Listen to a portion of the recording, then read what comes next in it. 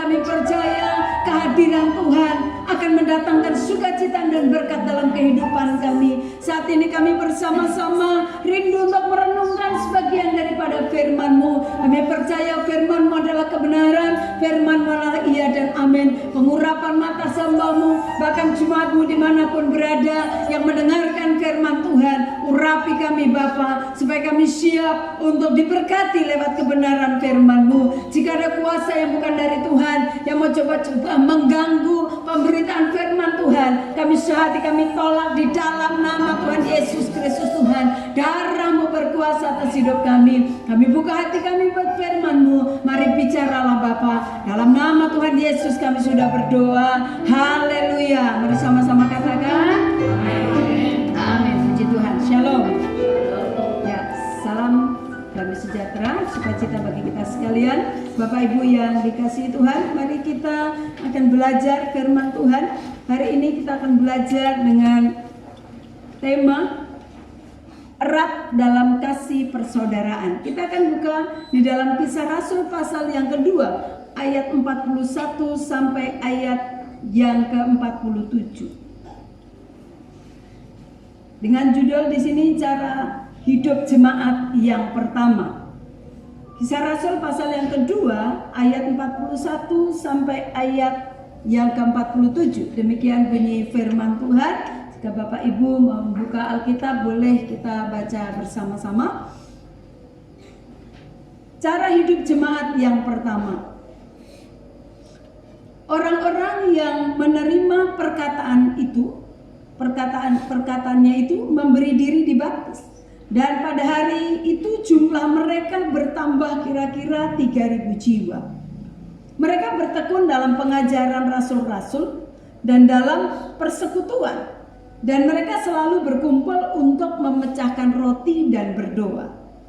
Maka ketakutanlah mereka semua. Sedang rasul-rasul itu mengadakan banyak mujizat dan tanda. Dan semua orang yang telah menjadi percaya tetap bersatu. Dan segala kepunyaan mereka adalah kepunyaan bersama. Dan selalu ada dari mereka yang menjual harta miliknya, lalu membagi-bagikannya kepada semua orang sesuai dengan keperluan masing-masing.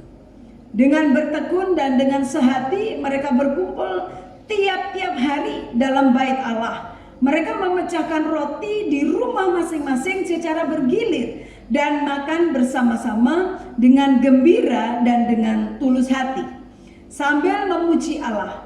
Dan mereka disukai semua orang. Dan tiap-tiap hari Tuhan menambah jumlah mereka dengan orang yang diselamatkan. Puji Tuhan. Nah Bapak Ibu yang dikasihi Tuhan, kita belajar dengan tema erat dalam kasih persaudaraan. Kita sudah membaca hari ini dalam Kisah Rasul tadi bagaimana cara hidup jemaat yang pertama. Sebagai orang percaya kepada Kristus sebagai Tuhan dan Juru Selamat, kita akan digabungkan ke dalam sebuah keluarga yang disebut keluarga rohani. Jadi saudara dan saya pada saat kita menerima Yesus, kita diselamatkan, kita menjadi keluarga rohani yang disebut dengan keluarga rohani. Nah Bapak Ibu, kita akan perhatikan di sini mereka yang tidak dilahirkan secara jasmani tetapi secara rohani, dan mereka mendapatkan saudara-saudara seiman di dalam Yesus, di dalam Kristus. Nah sedang kasih dalam Tuhan, keluarga rohani adalah saudara dalam Tuhan, satu tubuh Kristus. Jadi Kristus adalah kepala, kita adalah anggotanya. Artinya kita saudara di dalam Tuhan. Kemudian kalau dikatakan mereka yang tidak dilahirkan secara jasmani tetapi lahir secara rohani. Bagaimana itu lahir secara rohani? Saudara, lahir secara rohani adalah orang yang lahir baru di dalam Tuhan Yesus. Mereka bertobat, menerima Yesus dan mereka dibaptis. Ya, mereka setia di dalam mengiring Tuhan, mereka tertanam di dalam satu gereja, dan mereka kehidupan mereka bertumbuh di dalam satu naungan gereja. Nah Bapak Ibu yang dikasihi Tuhan, itulah yang disebut kita dilahirkan secara rohani. Ya, kita mendapat saudara-saudara di dalam Tuhan. Jadi kita saudara di dalam Tuhan. Nah Bapak Ibu yang dikasihi Tuhan, hari ini kita belajar bagaimana dengan kehidupan jemaat mula-mula. hubungan satu dengan yang lain diikat oleh kasih persaudaraan. Ya, mereka diikat dengan satu kasih persaudaraan. Saudara, kita bisa lihat dalam kehidupan jemaat mula-mula ini. Mari kita akan belajar beberapa hal yang perlu kita renungkan di sini. Ada 3 hal yang perlu kita renungkan. Yang pertama, saudara, jemaat mula-mula adalah mereka bertekun di dalam pengajaran. Mereka bertekun di dalam pengajaran. Kita lihat di sini ayat yang ke-42. Ayat yang ke-42 berkata begini, mereka bertekun dalam pengajaran rasul-rasul dan dalam persekutuan, dan mereka selalu berkumpul untuk memecahkan roti dan berdoa. Nah, kita perhatikan di sini bahwa ayat ini berkata mereka bertekun dalam pengajaran rasul-rasul. Mereka berkumpul dalam satu persekutuan, mereka belajar bersama-sama. Saudara, apa yang diajarkan para rasul merupakan ajaran Yesus yang telah mereka terima terlebih dahulu. Artinya rasul-rasul pada saat itu dia sudah belajar, sudah menerima pengajaran dari Yesus. Itulah yang mereka ajarkan. Nah, pengajaran inilah yang mengikat mereka satu dengan yang lain karena mereka berasal dari sumber yang sama. Jadi pengajaran yang sama tadi yang mereka terima, itulah yang mengikat mereka. Mereka menerima ajaran yang sama. Jadi mereka mengerti apa yang mereka terima. Nah, Bapak Ibu yang dikasihi Tuhan, kalau berbicara bertekun dalam pengajaran, kita lihat di sini pengajaran yang kita terima adalah pengajaran firman Tuhan. Yang diajarkan Rasul adalah pengajaran firman Tuhan. Dalam situasi yang ada pada saat ini, saudara, kita begitu mudah untuk mendapatkan begitu banyak pengajaran. Ada begitu banyak khotbah-khotbah secara online yang saudara bisa buka di rumah saudara. Kita bisa mendapatkan pengajaran-pengajaran itu. Nah, Bapak Ibu yang dikasihi Tuhan, tapi mari dalam kehidupan kita, Bapak Ibu mungkin menerima pengajaran-pengajaran dari rumah saudara. Renungkan apa yang saudara terima. Renungkan setiap firman yang saudara terima, dan bukan saja untuk direnungkan, tapi mari mulai belajar untuk setiap firman yang kita terima. Kita belajar untuk mempraktekkan itu dalam hidup kita hari-hari. Jadi firman yang kita terima, saudara praktekkan itu dalam hidup kita sehari-hari. Saudara belajar untuk menolak setiap ajaran yang tidak sesuai dengan firman Tuhan. Jadi kalau saudara dengar ada pengajaran-pengajaran yang tidak sesuai dengan firman Tuhan, saudara belajar untuk menolaknya. Nah, Bapak Ibu yang dikasihi Tuhan, kita lihat di sini bahwa pengajaran yang mereka terima itu mempersatukan mereka, karena yang mereka dengar adalah pengajaran yang sama. Dalam terang Roh Kudus, mereka dengan tekun belajar akan kebenaran, dan bersama-sama mereka mendapatkan pertumbuhan rohani. Karena mereka belajar bersama-sama, mereka belajar untuk mempraktekkan firman Tuhan bersama-sama, akhirnya mereka bertumbuh secara rohani bersama-sama. Oleh sebab itu jemaat Tuhan, saudara harus tertanam di dalam satu gereja. Saudara harus tertanam supaya saudara bisa bertumbuh. Saudara bisa bertumbuh dan akhirnya saudara bisa berbuah-buah. Nah, Bapak Ibu yang dikasihi Tuhan, bagaimanakah kesatuan sumber pengajaran ini dapat dirasakan oleh gereja lokal atau sebagai pengikat dalam kehidupan gereja lokal? Bagaimana saudara bisa mempraktekkan setiap firman yang saudara terima dalam kehidupan kita, dalam kita bergereja? Kita ada satu kesatuan kasih yang dapat mengikat kita. Saya percaya jika kita semua belajar bagaimana kita saling mengasihi, kita saling menghormati, dan kita semua mempraktekkan firman itu, saudara, akan ada satu ikatan kasih yang luar biasa yang akan kita terima, bahkan kita bisa lakukan juga terhadap orang lain. Nah, Bapak Ibu yang dikasihi Tuhan, itu bagian yang pertama, bagaimana supaya kita bisa hidup erat dalam kasih persaudaraan. Saudara, kita belajar dari jemaat mula-mula. Yang pertama mereka lakukan adalah mereka bertekun dalam pengajaran. Mereka bertekun terus belajar. Hidup ini saudara harus belajar. Tidak ada kata cukup untuk belajar. Setiap hari mari kita belajar firman Tuhan. Belajarlah dimanapun kau berada, baik saudara di rumah, di gereja, atau dimanapun. Mari belajar. Dan belajar untuk mempraktekkan itu dalam kehidupan saudara dan saya. Bagian yang kedua, apa yang jemaat mula-mula lakukan supaya mereka tetap erat dalam kasih persaudaraan. Yang kedua adalah mereka bertekun dalam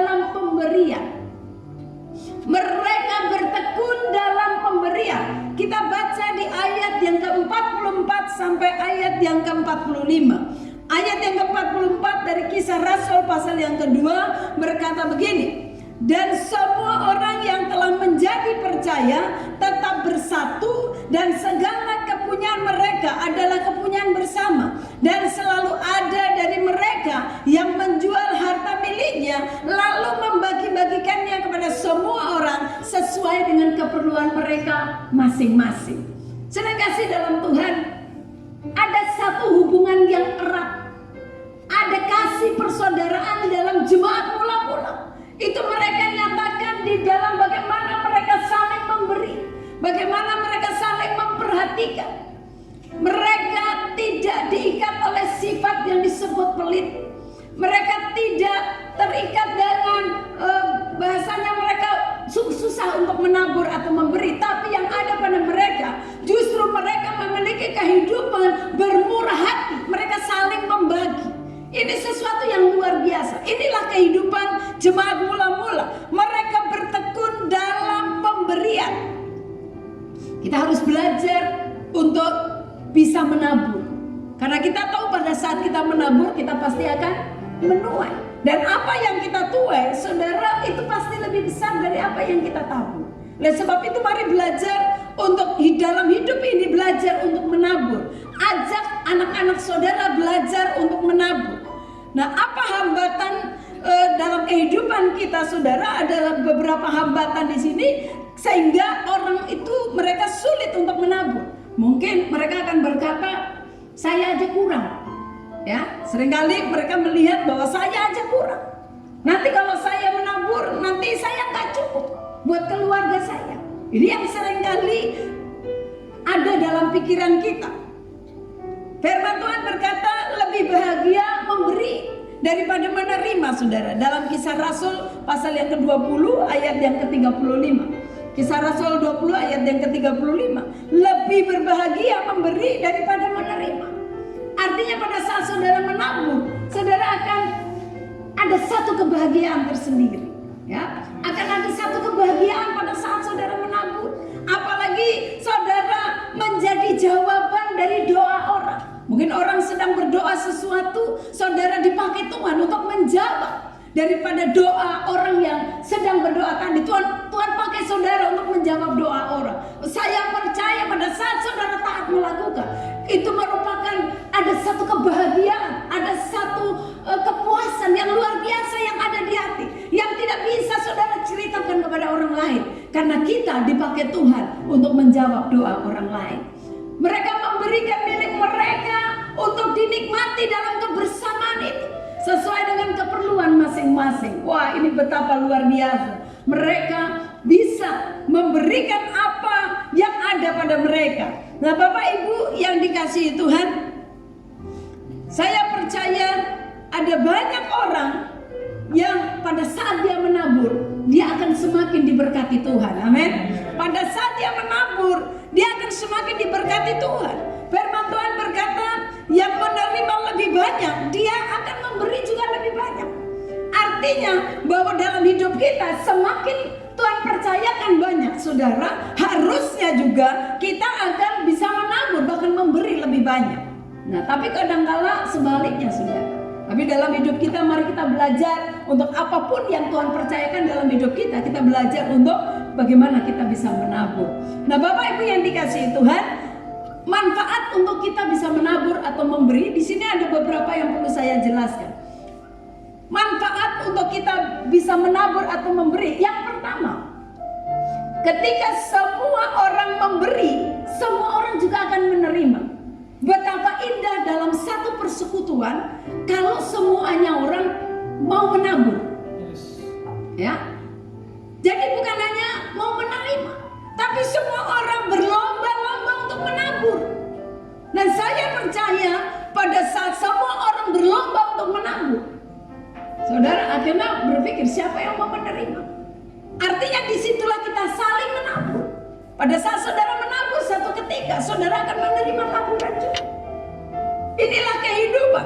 Sehingga ketika semua orang memberi, saudara pasti juga saudara akan menerima. Artinya ada saling, ya, saling memberi, saling menolong, Ya, pada saat saudara senang untuk menolong orang lain, satu ketika pada saat saudara mengalami pergumulan dan masalah, saudara pun akan terima pertolongan. Mungkin tidak harus dari orang yang saudara tolong, tapi mungkin ada orang lain yang Tuhan kirim untuk menolong kita. Jangan mau menerima terus, tapi mari belajar untuk kita bisa memberi. Hingga saatnya saudara nanti juga akan menerima dari orang lain yang Tuhan pakai untuk memberkati kita. Bagian yang kedua, manfaat untuk kita memberi adalah memberi, menolong kita untuk belajar kita merasa cukup. Orang yang bisa memberi, yang bisa menabur adalah ada satu perasaan bahwa hidupnya itu cukup. Artinya cukup karena memang berkat Tuhan. Ya, kita merasa ya saya cukup. Sehingga kita tahu bahwa memang saya harus menabur. Apa yang Tuhan percayakan dalam hidup kita, saudara? Kalau ditanya orang berapa banyak harta yang mau kau kumpulkan, orang tidak pernah akan puas. Tapi mari belajar untuk kita merasa cukup dengan apa yang Tuhan percayakan dalam hidup kita. Merasa cukup. Jadi orang yang senang memberi, saudara, dia karena dia sadar bahwa dia tuh merasa sudah cukup dalam hidupnya. Yang bagian yang selanjutnya, orang yang senang memberi, saudara, memberi membuat kita percaya pemeliharaan Tuhan. Amen. Jadi orang yang senang memberi, dia percaya akan pemeliharaan Tuhan. Saudara bisa buka dalam Maleakhi 3 ayat yang ke-10. Saudara, itu berbicara tentang bagaimana kita mengembalikan milik Tuhan. Pada saat saudara mengembalikan milik Tuhan, firman Tuhan berkata, apakah aku tidak akan membukakan bagimu tingkat-tingkat langit? Pada saat kita mengembalikan milik Tuhan, coba mari kita baca ayat ini. Bawalah seluruh persembahan persepuluhan itu ke dalam rumah perbendaharaan, supaya ada persediaan makanan di rumahku. Ya, jadi persediaan makanan di rumah Tuhan. Dan ujilah aku. Saudara, firman Tuhan yang lain tidak ada kata untuk kita bisa menguji Tuhan. Tapi dalam hal mengembalikan milik Tuhan, Tuhan berkata, ujilah aku. Firman Tuhan semesta alam. Apakah aku tidak membukakan bagimu tingkat-tingkat langit dan mencurahkan berkat kepadamu sampai berkelimpahan? Saudara, perhatikan di sini. Pada saat kita taat, kita memberi, mengembalikan milik Tuhan. Tuhan berkata, ujilah aku, apakah aku tidak akan membuka bagimu tingkat-tingkat langit. Tuhan akan membuka tingkat-tingkat langit, sehingga berkat-berkat akan semakin dicurahkan. Bahkan firman Tuhan berkata dalam ayat ini, kepadamu sampai berkelimpahan. Ya, berkelimpahan. Waduh, saudara, saya percaya kalau berkelimpahan artinya kita hidup dalam sukacita. Jadi memberi membuat kita percaya pemeliharaan Tuhan. Amin. Memberi membuat kita percaya bahwa Tuhan pasti pelihara kita. Sehingga saudara nggak perlu takut pada saat aku mau menabur, aku melakukan ini. Nanti saudara pikir, terus nanti kita bagaimana? Pada saat saudara belajar untuk memberi, yakinlah bahwa Tuhan pasti memelihara hidupmu. Tuhan pasti memelihara keluargamu. Tuhan selalu memberi kepada kita yang terbaik. Bukan saja baik, tapi yang terbaik. Dikatakan sampai berkelimpahan. Pujilah Tuhan dalam hal ini, saudara. Yang selanjutnya, manfaat untuk kita memberi. Memberi membuat kita lebih mengenal Tuhan. Jadi pada saat kita memberi, kita lebih mengenal Tuhan. Kenapa, saudara, pada saat kau memberi lebih mengenal Tuhan? Karena Tuhan kita adalah Tuhan yang senang memberi. Firman Tuhan selalu berkata bahwa Allah memberikan anaknya yang tunggal. Allah memberikan penolong, yaitu Roh Kudus. Allah memberi, dan memberi, saudara. Artinya pada saat saudara bisa memberi, saudara tahu bahwa saudara semakin mengenal Tuhan. Karena Tuhan itu selalu senang untuk memberi. Tuhan selalu memberi, tidak minta balasan, saudara. Artinya kalau pada saat saudara memberi atau melakukan sesuatu, jangan saudara berpikir bahwa kapan saya akan dibalas. Lakukan dengan tulus. Karena Tuhan tidak pernah berhutang. Dia yang akan membalas apa yang sudah saudara tabur, apa yang saudara beri. Nah, Bapak Ibu yang dikasihi Tuhan, kalau kita memberi, sebenarnya bukan kita nyogok Tuhan. Tapi pada saat kita memberi, keuntungannya ada pada kita. Pada saat saudara memberi, saudara semakin tahu, semakin mengenal Tuhan. Bagian yang selanjutnya, manfaat kita memberi. Memberi adalah merupakan satu anugerah Tuhan. Memberi itu satu anugerah Tuhan. Artinya pada saat saudara senang memberi, saudara terima anugerah Tuhan. Berarti tidak semua orang yang suka memberi. Tapi kalau saudara suka memberi, berarti saudara terima anugerah Tuhan. Firman Tuhan dalam Lukas pasal yang ke-6 ayat yang ke-38. Lukas 6 ayat yang ke-38. Firman Tuhan berkata, berilah maka kamu akan diberi. Berilah maka kamu akan diberi. Berilah dan kamu akan diberi. Satu takaran yang baik, yang dipadatkan, yang digoncang, dan yang tumpah keluar, akan dicurahkan ke dalam ribaanmu. Sebab ukuran yang kamu pakai untuk mengukur akan diukurkan kepadamu.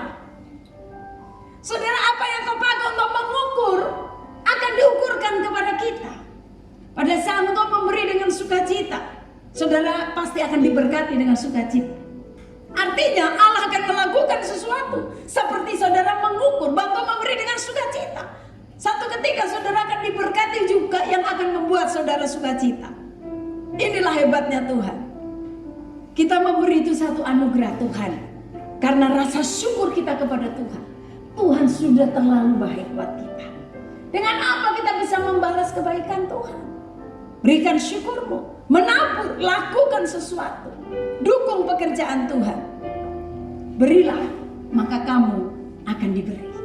Bapak Ibu yang dikasihi Tuhan, manfaat kita memberi ada banyak hal tadi. Lakukan itu. Lakukan itu. Belajarlah untuk memberi, menabur. Bagian yang ketiga, apa yang dilakukan di jemaat mula-mula? Mereka bertekun dalam persekutuan. Mereka bertekun dalam persekutuan. Ayat 46 dan ayat yang ke-47, firman Tuhan berkata begini, dengan bertekun dan dengan sehati mereka berkumpul tiap-tiap hari dalam bait Allah. Mereka memecahkan roti di rumah masing-masing secara bergilir dan makan bersama-sama dengan gembira dan dengan tulus hati. Ayat yang ke-47 berkata, sambil memuji Allah. Sambil memuji Allah. Jadi mereka berkumpul, yang mereka lakukan, mereka memang menikmati, dikatakan mereka memecahkan roti. Mereka bergembira, mereka bersukacita. Dan dikatakan di situ, mereka yang mereka lakukan, mereka sambil memuji Allah. Pada saat kau berkumpul, gunakan waktu pertemuan saudara untuk memuji Tuhan. Dan dikatakan sambil memuji Allah. Dan mereka disukai semua orang. Ya, karena mereka tidak bikin susah orang. Mereka kalau berkumpul, mereka makan bergilir, tapi di dalamnya, saudara, mereka memuji Tuhan. Dan karena yang mereka lakukan itu menjadi berkat, akhirnya mereka disukai oleh semua orang. Dan tiap-tiap hari Tuhan menambah jumlah mereka dengan orang yang diselamatkan. Kesaksian hidup itu sangat penting. Kesaksian hidup saudara akan bisa membawa orang lain untuk datang kepada Tuhan. Kesaksian pribadi kita pada saat saudara bersekutu, ada satu persekutuan, hadir di situ, saudara memuji dan menyembah Tuhan. Saudara bisa menjadi berkat buat lingkungan. Biasakan untuk berkumpul. Di dalamnya ada pujian bagi Tuhan. Ibrani 10 ayat yang ke-25. Ibrani 10 ayat yang ke-25. Firman Tuhan berkata, jangan jauhi pertemuan ibadah. Jangan jauhi pertemuan ibadah. Saudara kasih dalam Tuhan, dua tempat yang menjadi pusat persekutuan gereja mula-mula. Yang pertama adalah bait Allah, yang menjadi tempat persekutuan gereja mula-mula. Yang pertama adalah bait Allah, tapi yang kedua di sini dikatakan rumah mereka masing-masing. Mereka bergilir.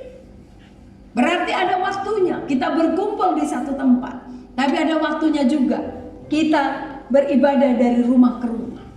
Di situ dikatakan bergilir. Mereka memecah-mecahkan roti, mereka bersukacita. Mereka berkumpul bukan hanya sekedar makan bersama. Ini saudara harus perhatikan. Jangan ngumpul sekedar untuk makan bersama. Tapi di dalamnya terlebih lagi harus berkumpul untuk memuji Tuhan. Tetapi mereka berkumpul untuk sehati berdoa dan memuji Tuhan. Hadirkan hadirat Tuhan. Baik itu di bait Allah, baik dalam persekutuan di dalam satu tempat ibadah, atau di rumah-rumah saudara. Hadirkan hadirat Tuhan. Jangan jauhi pertemuan ibadah. Dalam situasi yang ada saat ini, saudara, apapun yang bisa kau lakukan, mari kau berkumpul. Engkau berkumpul di rumahmu dengan keluargamu. Lakukan itu sehati memuji dan menyembah Tuhan. Dan saya percaya saat itu kita lakukan. Ada banyak hal Tuhan melakukan dalam hidup kita. Ada banyak hal Tuhan siapkan bagi kita. Saya percaya bahwa janji Tuhan iya dan amin. Jangan jauhi pertemuan ibadah, karena ibadah itu berguna dalam segala hal. Dikatakan latihan jasmani itu terbatas, tapi latihan rohani sangat berguna. Katakan berguna dalam segala hal. Dikatakan karena di dalam ibadah, latihan rohani, dikatakan mengandung janji. Mengandung janji baik itu kehidupan yang sekarang maupun kehidupan yang akan datang. Artinya dalam kematian. Dari dalam persekutuan kita, saudara, di dalam persekutuan kita dengan Tuhan, ada janji-janji Tuhan yang pasti akan digenapi dalam hidup kita. Asal kita mau belajar untuk percaya dan kita belajar untuk mempraktekkan dalam hidup kita. Amin. Belajar praktekkan. Nah, Bapak Ibu yang dikasihi Tuhan, kasih persaudaraan yang erat memungkinkan setiap anggotanya. Kasih persaudaraan yang erat memungkinkan setiap anggotanya untuk bisa saling menjaga, untuk saling menguatkan, dan untuk saling berkumpul, bersilaturahmi. Itu sangat penting dalam persekutuan yang erat. Jaga persekutuan yang erat saudara satu dengan yang lain, dimanapun kau berada, dalam rumah saudara, di dalam persekutuan-persekutuan kita. Jangan jauhi tempat ibadah, jangan jauhi persekutuan, jangan jauhi ibadah. Lakukan apa yang saudara bisa lakukan. Selebihnya Tuhan pasti akan melakukan sesuatu yang besar dalam kehidupan kita. Mari jadikan menjadi satu kesaksian pada saat untuk berkumpul satu dengan yang lain. Saksikan bahwa Tuhan begitu luar biasa dalam hidupmu. Saksikan bahwa kita punya Tuhan yang dahsyat, sehingga hidupmu tidak sia-sia. Engkau akan menjadi berkat dan orang akan mengenal Tuhan karena kesaksian hidup saudara.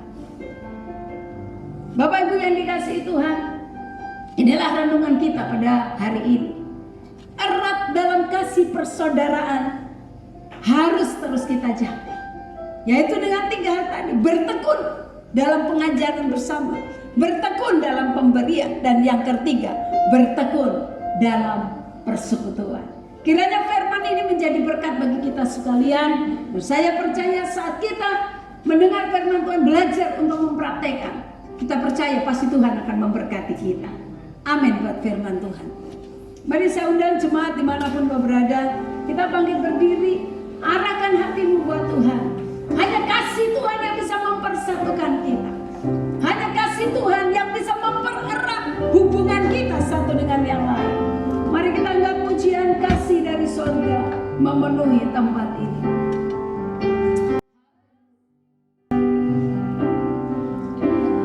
Glory bagi Tuhan.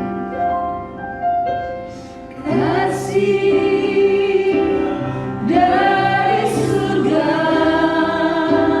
memenuhi tempat ini. Mari buka hatimu buat Tuhan. Biar kasih Tuhan mengalir dalam hidupmu.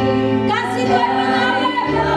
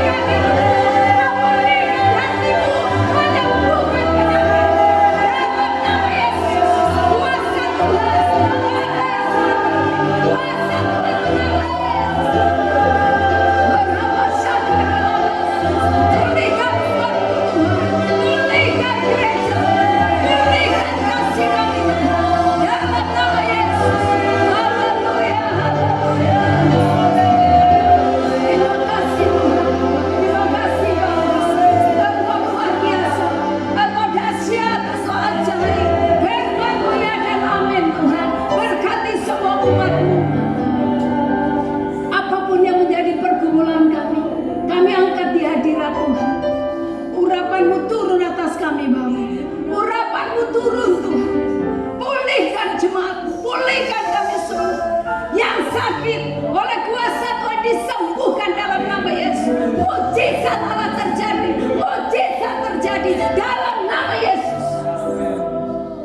Apapun masalah pergumulan hari ini, percaya saat kasih Tuhan, anugerah Tuhan turun, engkau akan terima mujizat Tuhan. Pertolongan datang dari Tuhan dalam nama Yesus. Langit terbuka. Berkati semua umat-Mu Tuhan.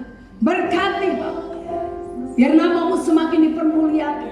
Kami semakin menyaksikan bahwa kami punya Tuhan yang hebat, Tuhan yang dahsyat, Tuhan yang luar biasa.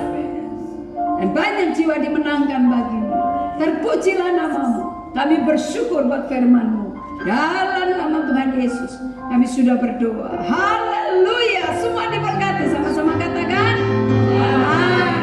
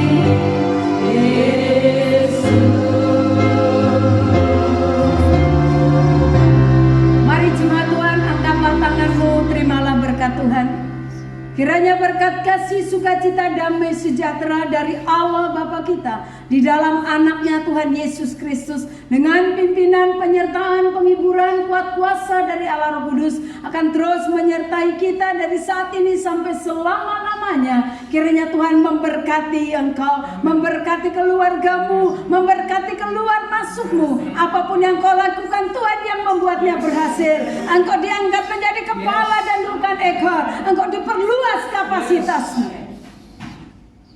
Masa depanmu ada di dalam tangan Tuhan.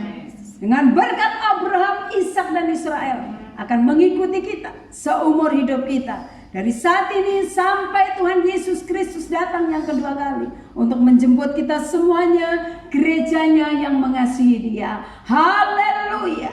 Mari sama-sama yang sudah diberkati, sama-sama kita katakan